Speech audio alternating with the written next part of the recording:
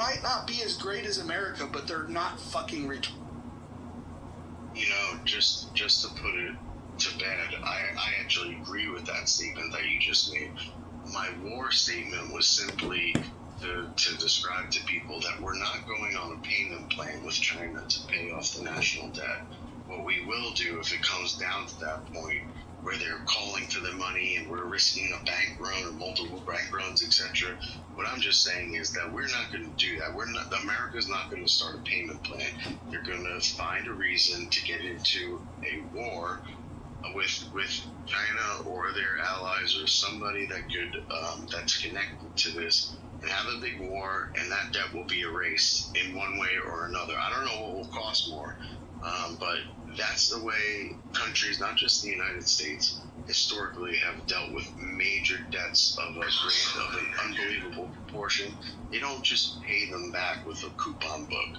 They engage in some type of conflict, war, and they do that as a way to default on their debts, in my opinion.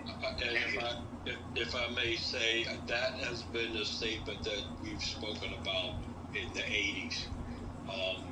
Kind of waiting and wondering when that was going to happen, because I agree with you. We said that a long time ago. We were in the middle. I was in the Marine Corps, and for years, when a lot of us would sit around and talk sometime, we're like, with the debt at that time, we said, there's two ways to keep the peace between America and China. One, you allow them to buy up property here for cheap. You got to sell out America or go to war. Those are two ways to handle that. That's what we've always said. Now, I think the land portion has probably been happening. We're just not familiar with it or aware of it. I know it did happen around some of our military bases back in the late 80s. I think it was about mid 80s or so. We were questioning it. It wasn't with China though at that time.